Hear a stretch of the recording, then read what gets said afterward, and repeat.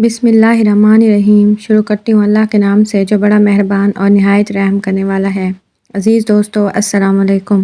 جس وقت آپ صلی اللہ علیہ وآلہ وسلم کی عمر مبارک 28 برس ہوئی، اسی سال مکہ مکرمہ میں ایک ایسا واقعہ رونما ہوا جو عرب کی تاریخ کا ایک غیر معمولی واقعہ مانا جاتا ہے، یعنی حضرت علی علیہ السلام کی کعبہ میں ولادت باسعادت، جس کا مورخین اپنی کتابوں میں ذکر کرتے ہیں۔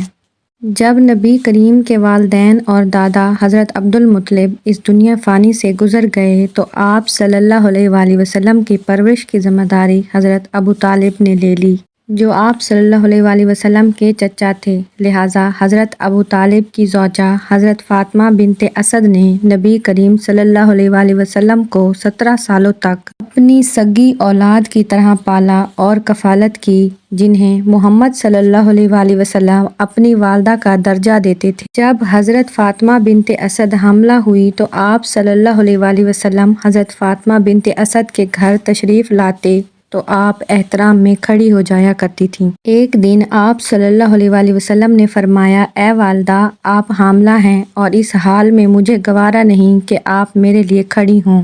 تو حضرت فاطمہ بنت اسد نے فرمایا، خدا کی قسم، جب میں آپ کی زیارت کرتی ہوں میرے شکم میں بچہ اس طرح حرکت کرتا ہے کہ میں اٹھنے پر مجبور ہو جاتی ہوں۔ اور جب حضرت علی کی پیدائش کا وقت قریب آ گیا تو آپ صلی اللہ علیہ وآلہ وسلم خانہ کعبہ کا طواف کرنے کے ارادے سے وہاں سے نکلے۔ جب حضرت فاطمہ بنت اسد طواف کعبہ کر رہی تھیں، اچانک ان کی طبیعت خراب ہونے لگی۔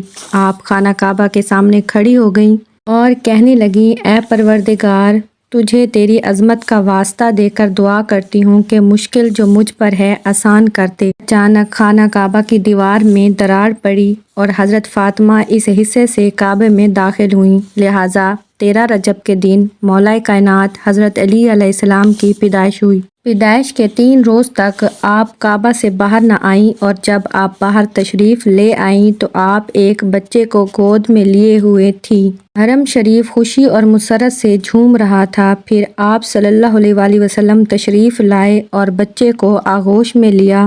3 دن حضرت علی نے اپنی آنکھیں نہیں کھولی، لیکن جیسے ہی آپ صلی اللہ علیہ وآلہ وسلم کی آغوش میں آئے، حضرت علی نے آنکھیں کھولی، اور اس طرح اس دنیا میں تشریف لانے کے بعد حضرت علی علیہ السلام نے سب سے پہلے آپ صلی اللہ علیہ وآلہ وسلم کا دیدار کیا۔ آپ صلی اللہ علیہ وآلہ وسلم نے بچے کا بوسہ لیا اور اعلان کیا کہ اس کا نام علی ہے۔ امید کرتی ہوں ویڈیو آپ دوستوں کو پسند آئی ہوگی۔ ویڈیو پسند آ جائے تو لائک اور شیئر ضرور کریں۔ شکریہ۔ خدا حافظ۔ اللہ نگہبان۔